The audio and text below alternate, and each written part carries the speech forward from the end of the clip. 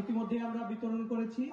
এ পর্বে আমি জনাব তৌফিকুর রহমান, জেলা প্রশাসক ও বিজ্ঞ জেলা ম্যাজিস্ট্রেট বগুড়া, আমি সকল মা বোনদেরকে কৃতজ্ঞতা জানাচ্ছি এবং যেহেতু আমরা পেরেছি আমাদের স্যাম্পল কার্ডের মাধ্যমে আমরা সকলকে এখানে আনতে পারিনি, স্যাম্পল কার্ডের মাধ্যমে আমরা এটাকে এর মধ্যে 23টি মন্ত্রণালয় পৃথক পৃথকভাবে এই কর্মসূচি পালন করে থাকে।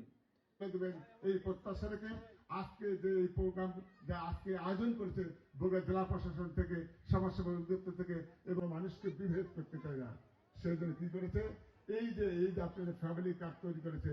এখানে কোনো বিএনপি লোকেরা এসে কি আপনাদের নাম ধাম লেখে, তাকে ধন্যবাদ সবাইকে খুব ভালো লাগতেছে।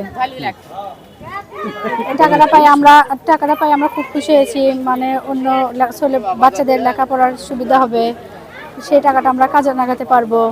অনেক ভালো লাগতেছে এই টাকাটা পেয়ে।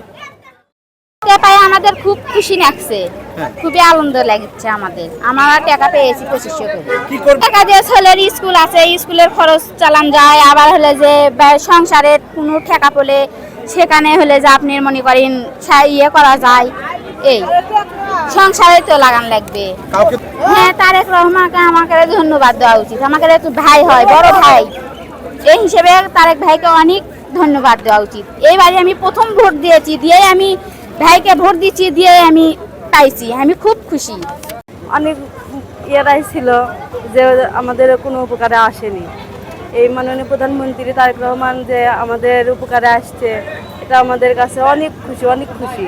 আল্লাহ ওনাকে হায়াত দারাজ করুক, আল্লাহ ওনাকে আরও ভবিষ্যতে এগিয়ে যাওয়ার তৌফিক দান করুক।